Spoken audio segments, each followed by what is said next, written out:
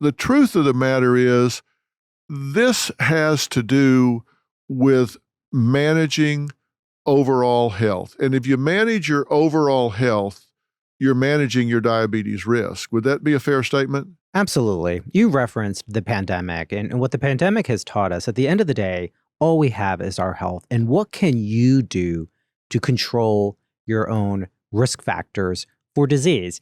We spend so much time, just focus on jobs and family. And then it's not until we actually get a disease, till we get cancer, till we get heart disease, till someone tells us, oh, wait, you've got diabetes. And people are like, whoa, how did that happen? And that's why it's so important to talk about what can you do today to prevent that risk later on in life. Yeah. The reason I say I want to talk about managing your overall health first, and then we'll funnel it down specifically to your diabetes risk, is because as we're coming out of this pandemic, and I hope we're coming out of this pandemic, I had Dr. Redfield on the other day, former head of the CDC.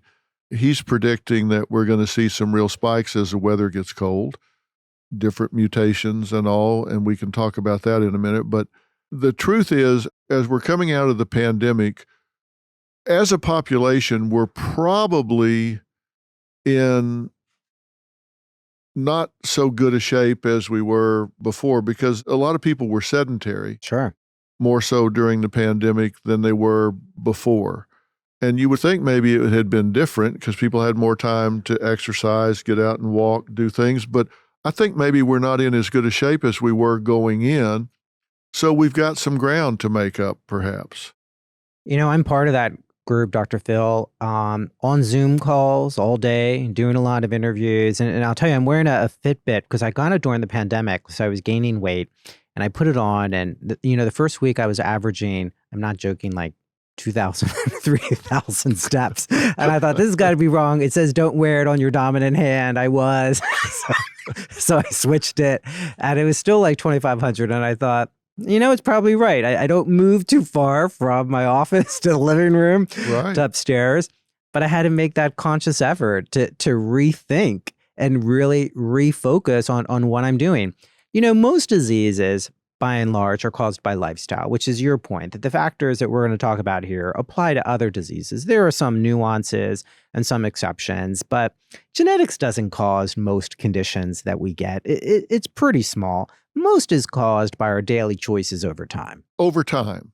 Absolutely. Which is right. So if somebody has a bad day eating things that aren't good for them, that's not going to be outcome determinative for their health. If they smoke one cigarette, which I've never done and I've never planned to, yeah. Mm-hmm. But making a bad choice on food or drink or whatever on one day, or splurging on a vacation, it's not going to be outcome determinative for their life.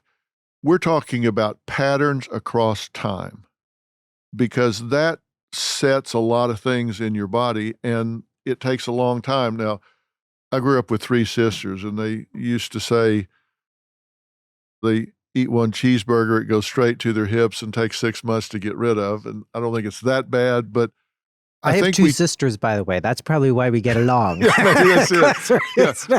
We're foxhole buddies. But the truth is, we picked up some patterns during the pandemic of being more sedentary, maybe eating differently, not dealing with stress as well, maybe not being as active in catharsis for our emotions and all. And so I think we've come out compromised mentally, emotionally, physically. So I think we need to make a conscious effort at this point, not just to say, okay, I'll get back to my normal self now and everything will be back to normal. I think we need to make a conscious effort to reset everything and not just kind of let it drift back up to where it was, but instead make a conscious effort. Intentional exercise, intentional diet choices, intentional behaviors that will get us back more quickly and more directly to where we need to be. And if people will do that, I think they can close the gap a lot quicker. No doubt about it. we're going to see the consequences of the last 2 to 3 years, 5 years from now, 10 years from now, 20 years from now, if we don't make those changes. And we also have to put in many people didn't go to the doctor during that time.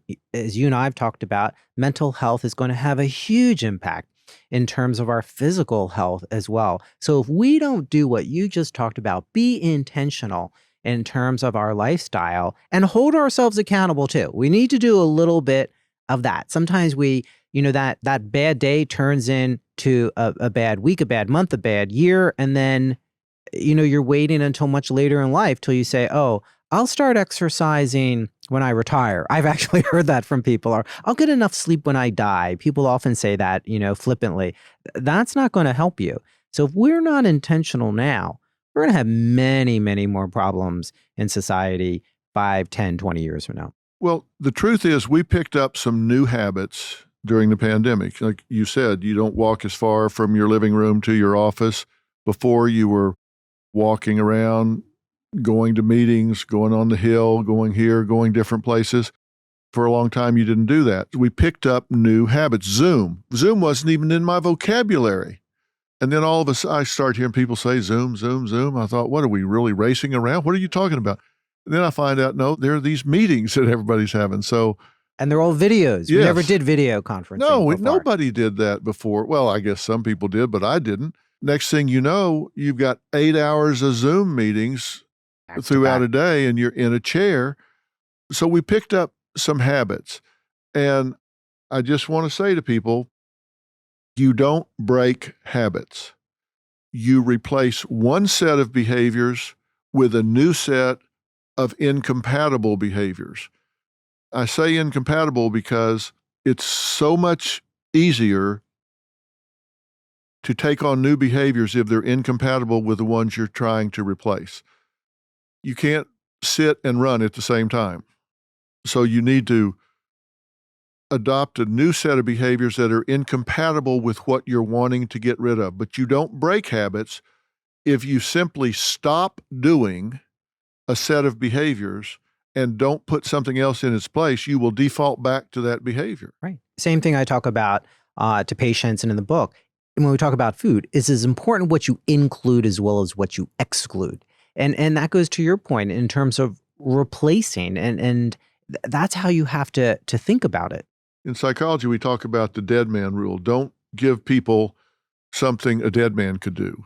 If you say, don't do this. Well, a dead man can don't do something. Mm-hmm. You have to give them something active to do. So I don't want to tell people just don't sit around.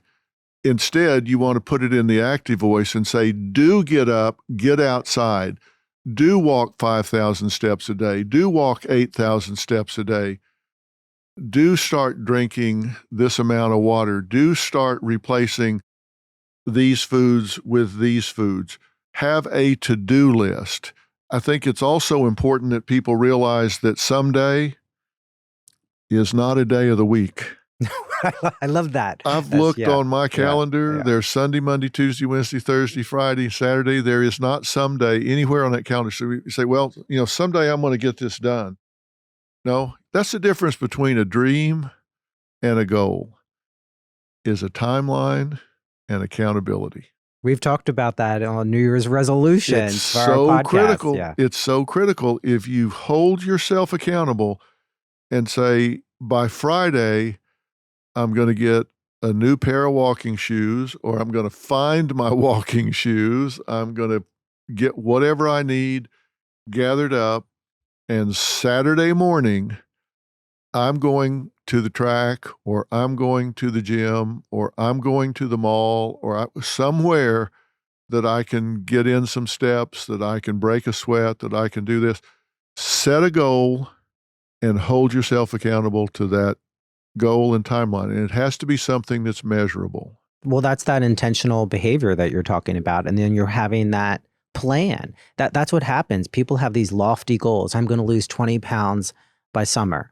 And then you think, well, how are you going to do that? And then what are you going to do on a weekly basis? What are you going to do on a daily basis? What are those short-term goals? And short-term goals can mean tomorrow. What are you going to do tomorrow to get you to where you want to be, where you aspire to be?